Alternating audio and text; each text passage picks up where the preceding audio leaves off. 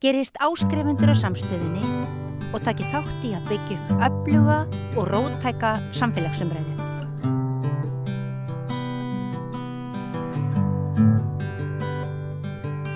Fyrir nokkrum vikum rakst ég á grein á Vísi þar sem að fyrirsögnin var: já, hvað með bara að skjóta hann?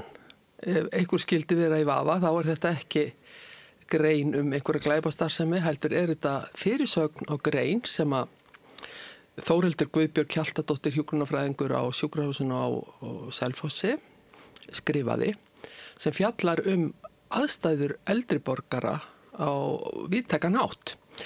Og Þórhildur komin hérna til mín. Komdu sæl, Þórhildur. Mér langar að forvinnast aðeins meira það sem þú ert að segja í þessari grein. Þetta náttúrulega dálítið svakalig fyrirsögn. Hvaðan fékkstu hana? Herðu, já, takk fyrir að bjóða mér. Ég náttúrulega bara að vitna þarna í skets frá fóstbræðrum og þar sem að þeir voru í vandræði með aðstandanda og þarna ég skrifi þetta kannski svona svolítið sem pínu reiður aðstandandi sjálf og vitnaði þá bara með þessum hætti í fóstbræður. Og það ótt að segja að greinin hafi vakið athygli. En þú ert flæðistjóri, það ekki? Jú. Hjá sjúkrahúsinu á Selfossi. Já. Og hvað felur það í sér, flæðistjóri? Herri, ég byrjaði þessu starfi núna, það eru rúm 2 ár síðan, eða verið nálgast 3. Þá sáum við mikla þörf fyrir að vera með eitthvað svona tengilið og reyna svona auka flæðið, sjúklingaflæði og hvort við getum gert eitthvað betur þar. Við stóðum í bara miklum svona flæðisvanda.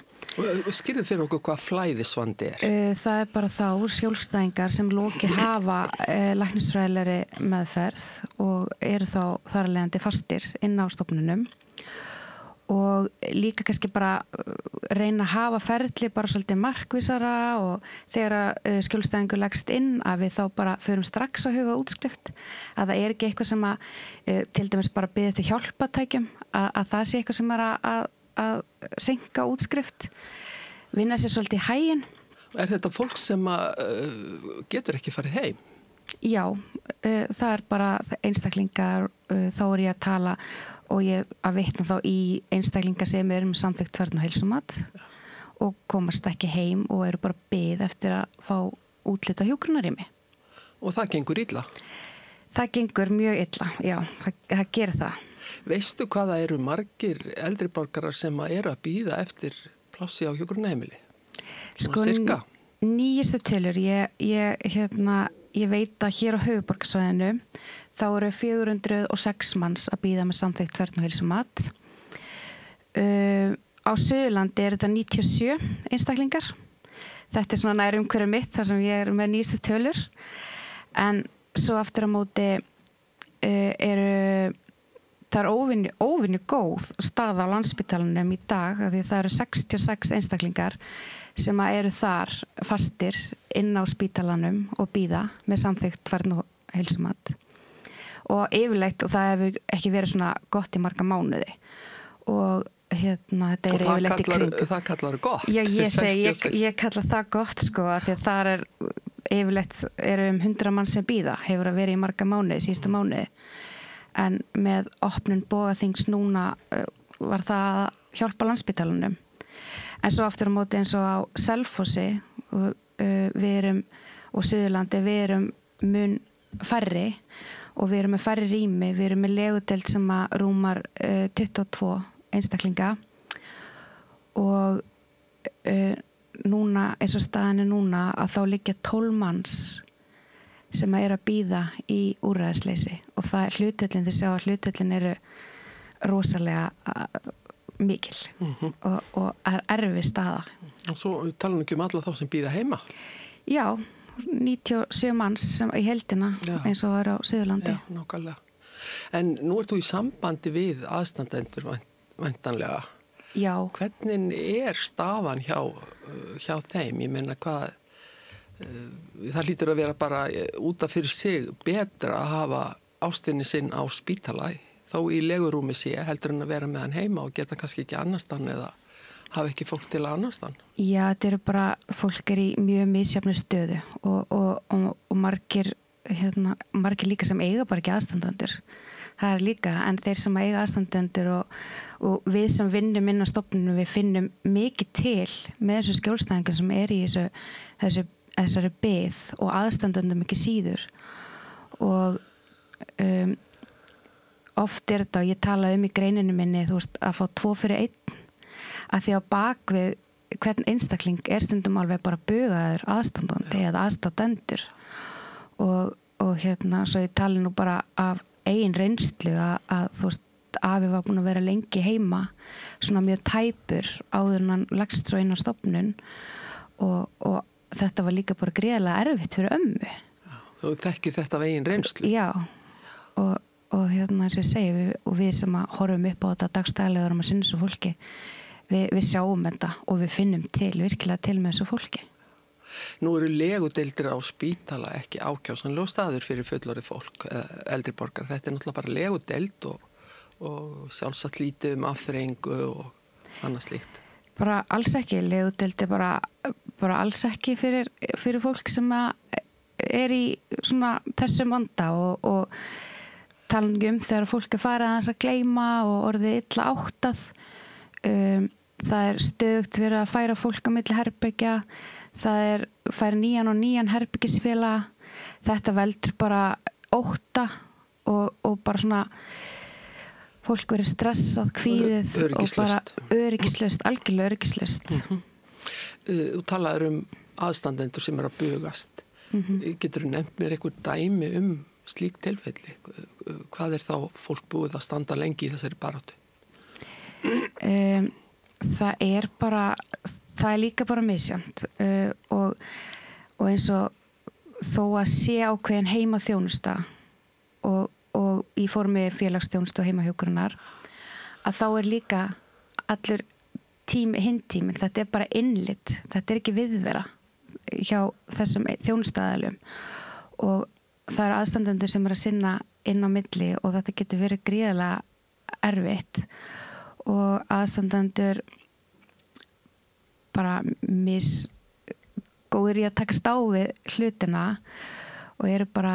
Aðstandendur oft fullorðið fólk líka? Já, þú veist, ég meina amma til dæmis, hún 88 ára, hún 1 ára eldri en afi og mér finnst líka kannski, þú veist, einstaklingarnir sjálfur kannski átt þessi á því og ég hef verið bara með grátandi fólk í fanginu sem að tala bara ég vil ekki vera svona mikil byrði á fólkinu mínu.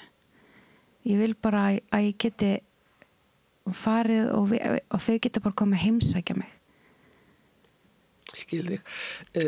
Þannig að þetta fólk í allavega ástandi, bæði líkamlega og andlega, væntanlega. Margir konni með ellikslöp, ekki satt? Jú. Og slíkt. Þannig að þetta aðstandendur lifa í tómri óvissu með þetta fólk, ef það ekki hjá því. Já, eru bara pínu fastir. Já. Svo það típiska, hringingar, talvan, sjónvarpi farið út og það eru margar ferðir sem hefur verið að sinna sem eru þessi ósýnilegu störf aðstandanda. En svona já, þannig að þetta Þetta í rauninni svolítið sorglegt að þegar fólk komið á þennan aldur og búin að skila sínu til samfélagsins að þá einhvern veginn eins og það sé bara gleymt. Kannski ekki gleymt en allavega því ekki sinnt sem skildi af heilbrigðiskerfinu.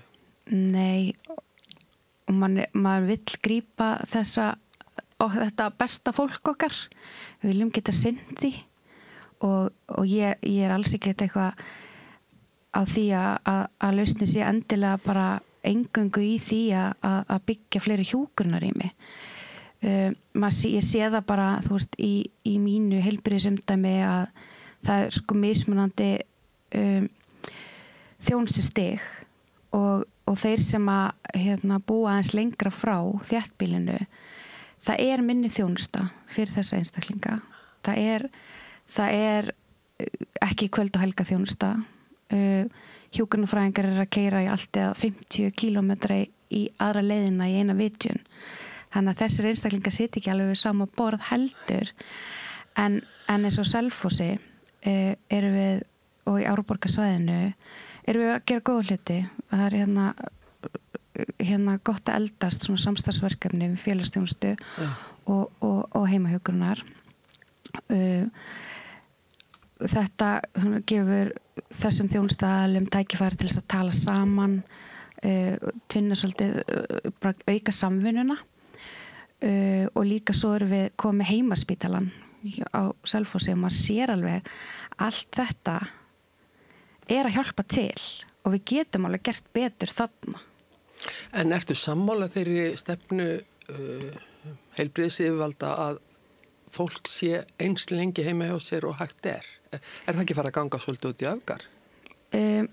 Sko ég er alveg sammála því af þessu leyti, þú veist, og að því að flestir vilja vera heima hjá sér eins lengi og hægt er og vilja ekki fara á stofnun. Það er svona mín upplifun. En svo eru einstaklingar sem vilja fara og get ekki annað. Þjónustan er ekki næg til þess að viðkomandi geti verið heima og þá verðum við að geta gripið þessa einstaklinga. Svo hefur maður heyrt dæmi það líka að fólk vill bara hreinlega ekki fara inn á svona stofnun eins og það sagðir. Jafnvel þó það sé í brýnni þörf fyrir að fara og ástand þess bendi á það. Hvað er þetta að gera í því? Það getur verið mjög flókið, sko. Já, það getur og það er aldrei eitthvað eitt ráð við því, sko. Og þetta er oft, þetta svona dæmi bara eru mjög kræfjandi fyrir aðstandendur. Einhvern veginn grunar við líka að þessi kynslóð, hún er alin upp við að bjarga sér sjálf og vill ekki fá þá hjálp sem að það þarf. Já, vill ekki vera byrði. Vill ekki vera byrði. Ég hef heyrt það svo oft. Já, ég vill ekki vera byrði. Vill ekki vera byrði. Já. En hvað er það sem ræður því, hvernig raðið fólki niður? Er það þetta færnismat eða heilsufærnismat sem að stjórnar því hver fer fyrstur eða hver í forgangi? Já, á Íslandi er það þannig að það er færni og heilsumat í hverju svona heilbrigðis umdæmi og þessi nefnd er yfirleitt samastendur af lækni, hjúkrunarfræðing og félagsráðgjafa. Og síðan þurfa einstaklingar að skila sjálfur inn umsóknum og þessi nefnd fer bæði yfir hvíldarinnlagna umsóknir og svo varanlegar umsóknir. Það er mjög mismunandi hvernig þessar nefndir starfa og hvenær þar funda, hvort það sé vikulega, mánaðarlega, og það er líka mjög misjafnt. Þú veist, við eigum að skila gögnum hjúkrunar og læknabrifum, en það er líka svona, þú veist, en það er ákveðin svona checklisti, má segja, og svona stigagjöf sem að fólk fær. Þá má ég til með að nefna það þegar amma mín var 88 ára gömul, þá fekk hún svona færnismat og þá kom í ljós að hún var algjörlega sjálfbjarga. Hún gat gert þetta og hún gat gert hitt og hún gat farið í bað og eldað og hún gæti ekkert af þessu. Er ekki líka rætt við aðstandendur í svona tilfellum?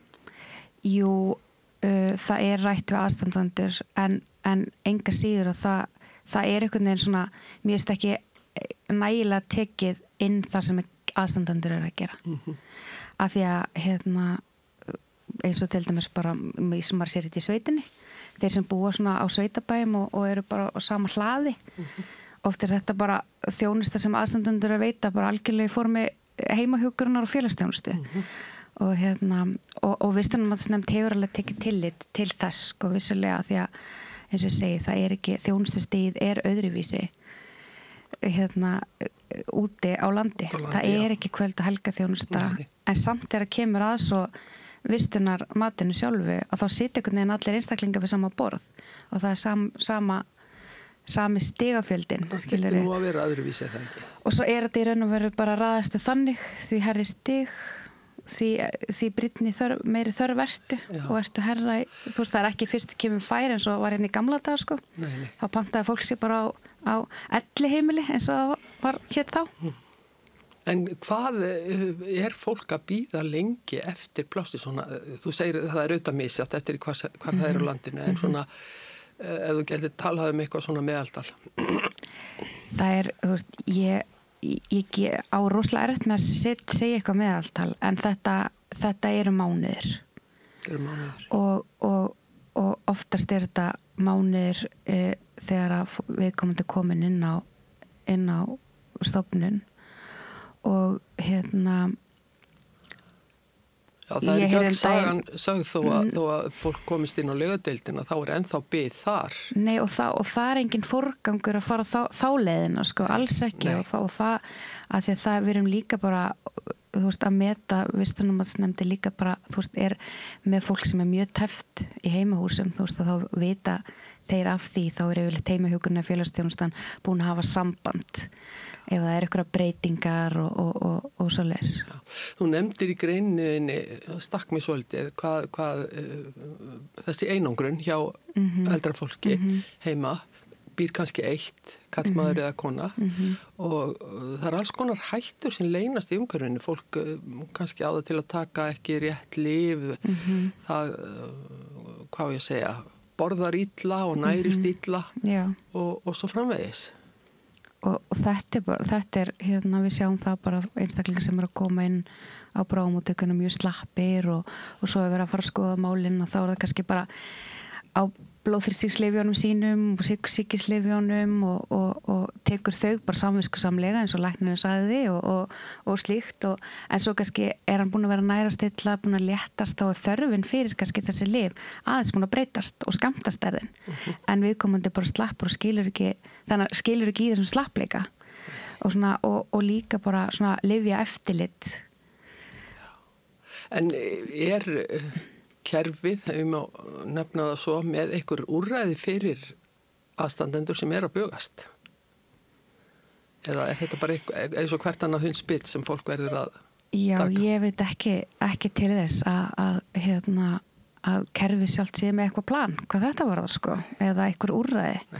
En vissulega eru, þú veist, þeir einstaklingar sem eru í til dæmis heimahjúkrun, að það eru hjúkrunarfræðingar sem eru ofta að sinna aðstandandum líka bara í leiðinni og aðtuga með þá.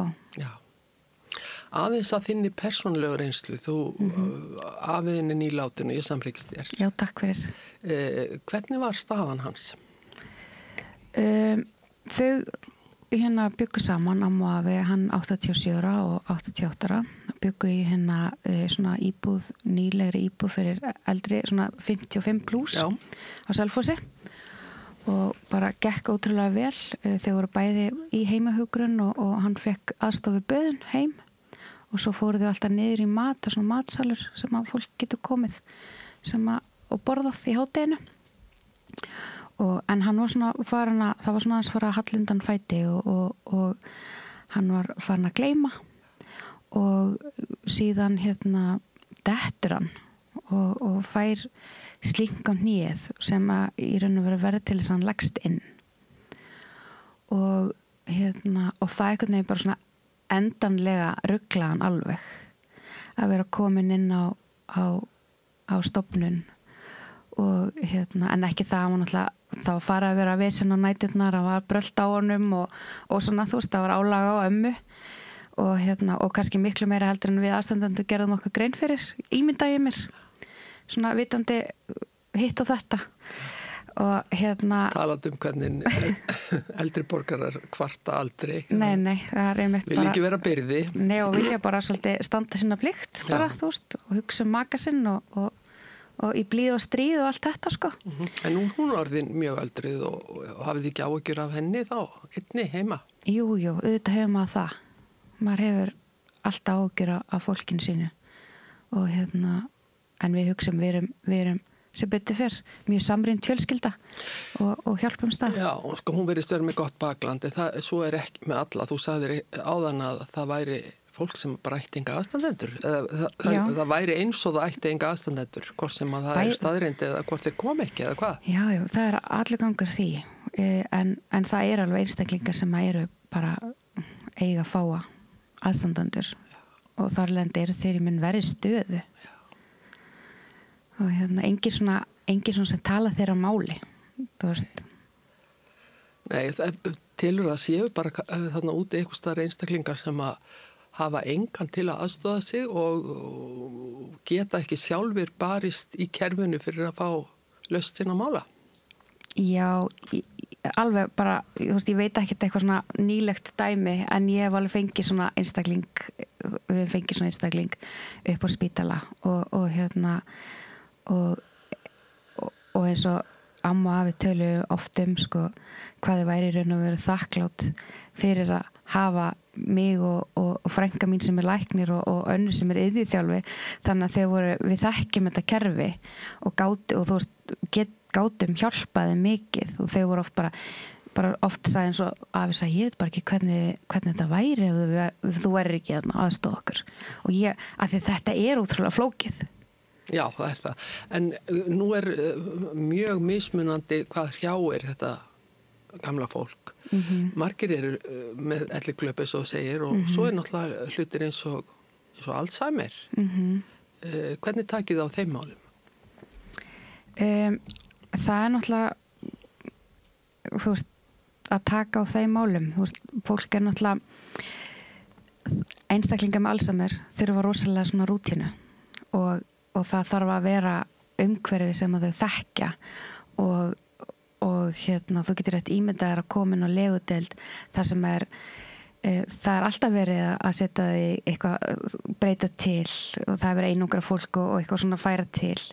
Það verið, þú veist að fá alltaf nýjan herbergisfélaga, matavagnin á fullu spanni, það kannski verið eitthvað bras meðan nætur, ekki þessi og tala nú ekki aldraðir einstaklingar sem liggja bráðamóttökum þar sem bara alltaf kveikt ljós. Þetta engin staður fyrir fólk sem með Alzheimer eða komið með einhvers konar elliklöpp, sko. En einhver sérstök sérhæfð úrræði fyrir þá sem eru með elliklöpp og Alzheimer eða fer þetta fólk bara inn á hjúkrunarheimilinu eins og aðrir? Já, þessir einstaklingar fara inn á hjúkrunarheimili. Við erum með til dæmis á Selfossi og það eru lokaðar hjúkrunardeildir sérstaklega fyrir Alzheimer fólk eins og hérna í Reykjavík. Við á Selfossi þegar við opnuðum Ljósema og Fossema þá var ákveðið að Fossema ætti að vera svona meira svona Alzheimer deild en svo var bara þörfin svo mikil, þörfin fyrir rými svo mikil að það var ekki hægt að skipta þessu svona þannig að það var ekki hægt að setja þetta svona niður í lokaða deild sérstaklega en við erum með svo dagdvalir þær eru mjög gagnlegar í úrræðinu og það eru margir sem að fá þá sína hvíld aðstandendur sem fá hvíldina yfir daginn þá er einstaklingurinn að náði hann á mótnana og hann fer þá í þessa dagdvöl og þar yfir daginn og svo hann skuttlað heim Það engin skortur á slíkum rýmum fyrir fólk að fara í svoleiðis? Jú, það alltaf bið. Það bara alveg eins og með hjúkrunarrýmin, það alltaf einhver bið og það bara ákveðin fjöldi sem þeir geta tekið og fólk hver úthlutaða daga og stundum þá byrjar á einum degi og svo kannski ekstra og svo þegar kannski vandinn og það mikill þá alla daga vikunar. En svo kemur aftur á móti kvöld og helgarna sem að aðstandendur þurfa þá að grípa. En hvað talaði líka það í greininni þess að hvíldarinnlagnir, það eru náttúrulega ekki alveg að virka sem skilst mér. Nei, og það mitt sko, þetta svolítið svona, ef að stjórnvöld segja, við ætlum að hafa alla eins lengi heim og hægtir og þá verðum við að bjóða upp á eitthvað á móti og þá var komið þá þessar hvíldarinnlagnir. En málið með þessar hvíldarinnlagnir að þær eru svo gagnslausar, finnst mér. Að eina sem að þær gera bara að hvíla aðstandendur sem náttúrulega oft mikil þörf á en mér finnst að þessar hvíldarinnlagnir við ættum að setja smá pening í það, lyfta því upp og að fólki fái eitthvað út úr því að fara að þetta sé pínu bara svona endurhæfingar innlagnir að viðkomandi kemur það bara hann hittir lækni og hjúkrunarfræðing iðjuþjálfa, sjúkraþjálfa farið yfir lyfin hjálpartæki, svona eitthvað til þess að einstaklingurinn fari betur á sig komin út það ekki þannig? Nei, alls ekki þetta bara hvíld, fólk kemur inn og það ekkert liggur bara á... Það hvílir sig og, þú veist, og fær bara matinn, þú veist, kemur fram í matsal, fær matinn og vissulega kannski lengri gangar en heima, þannig að fær kannski aðeins göngu eða slíkt, en það ekkert svona, og þeir tala það sérstaklega því ég bara þekki til aðeins í dagdvölinni, þær sjá mun á einstaklingum þegar þeir koma úr hvíldarannlögnum að færnin hefur aðeins dalað. Já, af því að þarna liggur bara og hvílir þig, en ert í raun að vera í staðin fyrir þú varst heima, þú varst og aðeins að fara að finna mat, fara, þú veist, og svona eitthvað aðeins að gera, þannig að þeir koma verð tilbaka í flestum tilfellum. Ekki gott að heyra þetta. Ekkert öllum, þú veist, það er ekki þetta að segja svoleiðis, en við getum gert betur en það. Mér langar líka að spyrja þig, ég hef heyrt að fólk hafi komist frekar inn á hjúkrunarheimili sem að það borgar mikla peninga fyrir. Er það staðreyndin? Sko, ég þekki það ekki. Ég þekki ekki til þess. Það er ekki svolítið svo Suðurlanda allavega. Þú veist, það er bara vistunarmatsnefnd sem að bara velur og lætur hjúkrunarheimilin fá nöfn.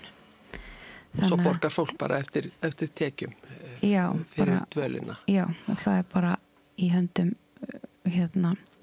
þeirra, sko, en svo náttúrulega ég veit ekki alveg, þú veist, það náttúrulega einhvers konar einkareikin þjónusta hérna á höfuðborgarsvæðinu. Ég þekki það ekki. Nei. En aðeins að þér, þú ert hjúkrunarfræðingur. Hvað var til þess að þú ákvast að læra hjúkrunarfræði? Heyrðu, já, ég byrjaði sko fyrir 22 árum. Þá byrjaði ég að starfa sem bara svona starfstúlka eins og hét þá og á ljósumum og var að vinna í sumarvinnu og helgavinnu og mér líka þetta bara rosalega vel en svo var ég bara einhvern veginn svona viltist aðeins á braut og fór og lærði snyrtifræði og tók kennsluréttindi og kenndi þessum tíma en var samt alltaf að vinna einhverja helgi á hjúkrunarheimili og líka þetta bara svo vel og svo lét ég bara draumrætast og ég fór alltaf í hjúkrunarfræði því ég ætlaði mér að opna eða stofna besta hjúkrunarheimili á landinu. Já. En það ekkert úr seint. Verðugt markmið. En hafður strax áhuga á hjúkrun eldri borgara? Já, ég hafði það og mér finnst þessi hjúkrun mjög skemmtileg og mér er alltaf fundist svolítið gaman í kringum eldra fólk og sæki mikið í félagskapin og og svo bara einhvern veginn hugsa ég alltaf við getum alveg gert betur. En þetta hlýtur líka að reyna svolítið á þessu mannesku að takast á við svona erfið tilfelli. Já, auðvitað gerir það og allir sem að starfa í þessu við erum með erfið tilfelli en maður gerir það bara betur og reynir að leggja sitt að mörgum í að gera heiminn einhvern veginn betri eða vill allavega ég vil reyna það. Já, ertu þá ekki bara stundum svona í líki sálfræðings? Jú, eflaust sko, þú veist og ég og verandi búin að vinna svona lengi í þessu, það er náttúrulega, þú veist, maður er alltaf að bæta á reynslu og þekkingu og mér var svona þegar ég var að vinna á hjúkrunarheimili á Selfossi og þá deyr maður hjá okkur og konunars býður mér í jarðarförina. Hún var aðeins svona tengd mér og ég sit svona í jarðarförinni og sit frekar aftarlega og hugsa svona alveg bara hvar var eiginlega allt þetta fólk þegar hann lá inni, okkur var það ekki heimsækjan kemur bara kveðin í jarðarför þú veist og ég var eitthvað svona ég ætla ekki að vera svona stundandi, þú veist þannig að ég var svona eitthvað og svo í minningar orðunum að þá er sagt sko og hún fannst svo gaman að syngja í sturtu og það var bara fjölskyldan þekktan bara fyrir það að syngja alltaf í sturtu og ég skammaðist mér svo eftir þessi jarðarför að ég var bara svona að ég hef ekki þekkt mannin sem ég var að sinna og þess vegna og ég hugsaði bara vá, ef ég hefði vitað þetta þá ég að fara að sungi með hann þegar ég var að baða hann eða aðstofan í böðun, skilurðu og þegar afi fór í nokkra hvíldarannlagnir og þá var ég búin að skrifa ég skrifaði bara A4 blað og ég bara skrifaði hver hann var hvað hann starfaði hvað hann hefði áhuga á þú veist, og þetta við veist svo mikilvægt þegar við erum að sinna öldruðum að við vitum með hvað einstakling við erum. Já, þið sýnið þeim meira heldur en svona annað en þessa faglegu hliði, sýnið líka persónulegu hliðina. Já, við verðum að gera það af því að við erum inn á heimili fólks. Þetta er heimilið þeirra og við erum þarna til staðar til þess aðstoða þau við að sinna sínu og þá verðum við að þekkja einstaklingin. Og mér veist þetta, þú veist, að fara að starfa svona 18 ára og ég sé oft þessa krakka sem eru að koma núna að vinna. Þú veist, ég tek ofana fyrir þessum krökkum og bara, þetta er svo mikið nestin í lífið. Maður fullorðnast svo á þess að þurfa að taka ábyrgð á okkur öðrum sjálfu sér. Og eftir ég skrifaði greinina, að þá fékk ég svolítið mikið af skilaboðum frá fólki. Og þetta væri ekki bara lausnin í að byggja hjúkrunarheimili að við þurftum líka að gera vel inn á hjúkrunarheimilunum og það er það sem að ég hef líka pínu gagnrýnt þú veist, það er alltaf það er sko það fylgir svo lítill peningur með þessum stofnunum og til þess að gera vel þú veist, við verðum að þjálfa starfsfólki okkar við þurfum að kenna þeim íslensku erlenda fólkinu sem kemur að starfa hjá okkur að því við vitum að það er skortur á fagfólki en við þurfum þá að þjálfa þá sem að starfa. Er mikið erlenda starfsmenn á þessum heimilum? Já, það er mjög mikið. En er ekki gerð krafa íslensku kunnáttu? Jú, það er held ég bara á öllum stöðum sko, þú veist að það sé gerð krafa og verður að vera því að það eru kannski þessi kynslóð er ekki kannski mikið í enskunni sko. Nei, það er nú það. En Þórildur, aftur að mannlega þættinum í þínu starfi, nú er það óhjákvæmilegt að fólk deyr inn á deildinni hjá þér. Já. Og hafið ykkur, hvernig takið þið því? Það er kannski asnalegt að spyrja svona en ég held að hljóta vera erfitt að horfa upp á fólk sem að þú ert búin að sinna mjög lengi deyja. Já, auðvitað er það og margir eru bara orðnir eins og þegar maður starfar inn á hjúkrunarheimili bara vinimann sko og maður að kveðja vini sína og en svo er þetta líka þetta er lík þú veist, maður er líka búin að horfa upp á fólkið líða illa, vera veikjast bara svona almenn hrörnun þú veist, og þá er þetta líka bara auðvitað er það gangur lífsins að fólk kveður gangur lífsins en það er alltaf erfitt að kveðja það er alltaf erfitt að kveðja og sama hversu undirbúið maður er sem aðstandandi til dæmis og maður veiti í hvað stefnir þá er það alltaf erfitt að kveðja minningarnar og allt svo leys. Já. Og svo náttúrulega horfa upp á aðstandendur, það hlýtur líka að vera erfitt undir þessum kringumstæðum. Já, maður finnir náttúrulega bara til með aðstandendum. Já, þetta er ekki einhver, sko ég heyrið alveg á þér, þetta er ekki einhver rútínuvinna, þetta er eitthvað sem að fólk tekur inn á sig. Já, en þetta er bara starfið og maður velur sér þetta starf og þetta er hluta því. Já. Það er því að maður vill vera til staðar fyrir fólkið. Ég er að velta þessu öllu saman fyrir mig vegna þess að ég var sjálf í lögreglunni í gamla daga og horfði upp á hræðilega hluti. Akkurat. Umferðarslys og dauðsföll og alls konar, sjálfsvíg og fleira. Og einhvern veginn sko, þá get ég ímynda mig hvernig það er að takast á við þetta í þínu starfi því að ekki gat ég tekist á við þetta eins og þetta væri eitthvað velrænt starf. Nei. Og þannig að þetta er, þetta er starfið mitt segiru og þetta verður að gera það þannig. En svona að endingu, getur þú sagt svona, hvernig þú myndir vilja sjá þetta ef þú fengir að ráða algjörlega. Hvernig myndir þú?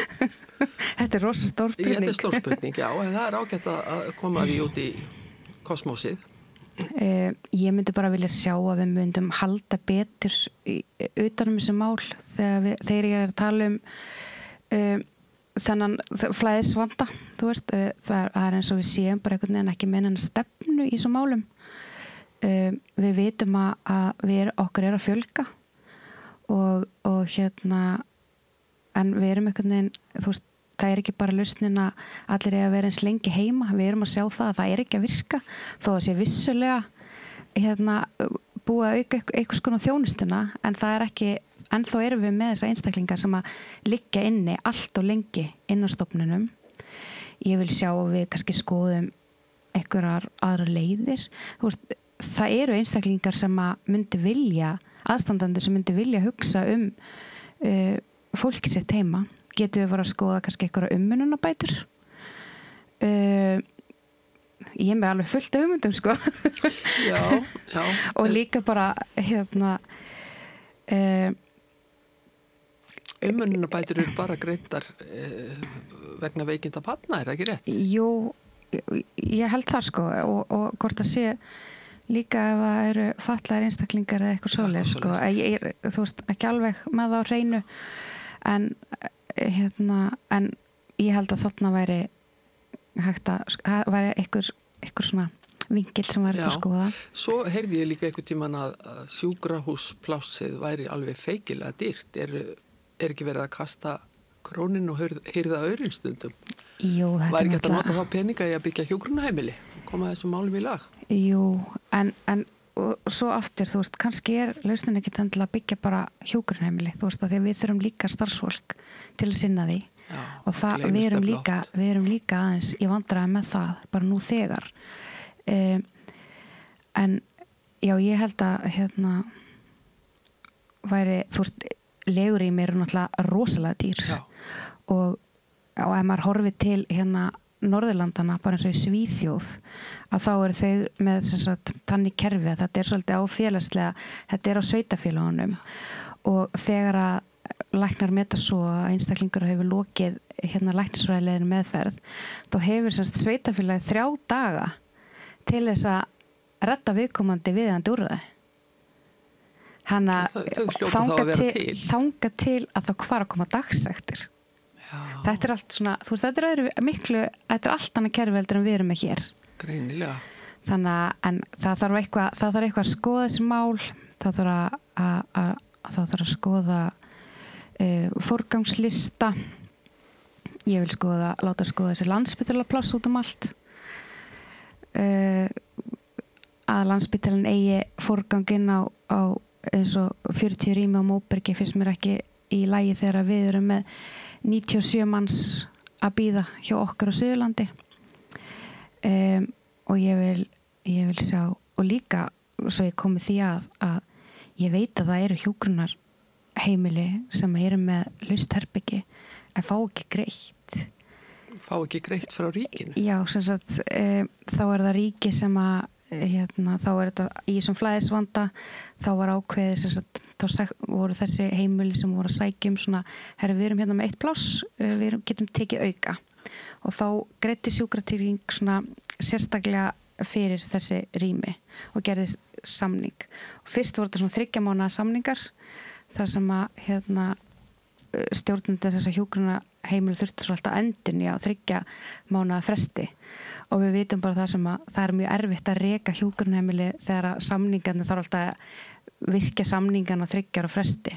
En nú þetta á ársfresti þessi auka rými sem að þessi Ég hefður að kalla þetta flækjustig. Þetta er rosalegt flækjustig, og ég held líka bara að það eru svo að sé bara enginn einhvern veginn að halda utan þetta.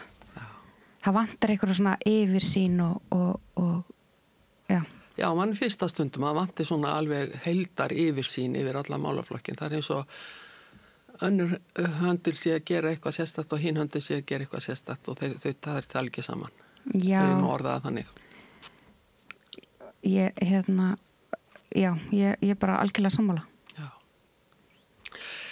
Já, en þú ert hvergi næri hætt og ég ætla nú rétt að vona að það fari enginn að gera sömu hlut og fóstbræður fórum þetta. Nei, guðan bæði, það byrð fólk ekki að gera það. Auðvitað var þetta grín og allt það, en öllu gríni fylgir ákveðin alvara, þannig að þetta er málefni sem að snertur okkur öll, því að við erum áfyrir okkur öllum að liggja eldast og ég man bara eftir þú talar stórir árgangar. Þegar ég var í Gagnfræðaskóla þá voru 8 bekkir á mínum aldri, og nú er ég komin á eldri borgaraldur, þannig að það má alveg reikna með því að það verði heilmikil þörf núna framöndan. Já, og svo móti kemur, ég er alveg, hef virkilega áhyggjur að því, svo er að kynslóðan sem á að hugsa þig. Við erum kannski bara svo upptekin í golfferðum og annað, það er allir svo busy. Já, það er alveg rétt. Þannig að þetta á eftir að verða bara enn meira vandi. Kannski þarf líka að taka svolítið á þeim málum og láta fólk átta sig á því skildum sínum gagvart þeirri kynslóð sem að ólðu upp. Akkurat, við þurfum líka kannski aðeins að fara að stíga meira fram. Nákvæmlega. Þórhildur Guðbjörg Hjaltadóttir, þakka þér innilega fyrir komin og gangið vel í þínu mikilvæga starfi. Já, takk kærlega. Takk fyrir mig. Við hittum svo aftur að vikuliðinni og þá fjöllum við málefni Alzheimer sjúklinga. Verið sæl. Hvar skrái ég mig í áskrift? Samstöðin.is. Frjáls fjölmiðlun á í vök að verjast, allstaðar, ekki bara á Íslandi. Peningavaldið og sterku hagsmunaöflin eiga greiðan aðgang að stjórnvaldi og fjölmiðlum og eiga jafnvel sína eigin fjölmiðla. Þess vegna er samstöðin svo mikilvæg. Hér er pláss fyrir allar raddir, málin eru krufin til mergjar og samtölin eru stór og innihaldsrík. Samstöðin er mikilvægt lýðræðistæki. Ég heiti Kristín Helga Gunnarsdóttir og ég styð samstöðina.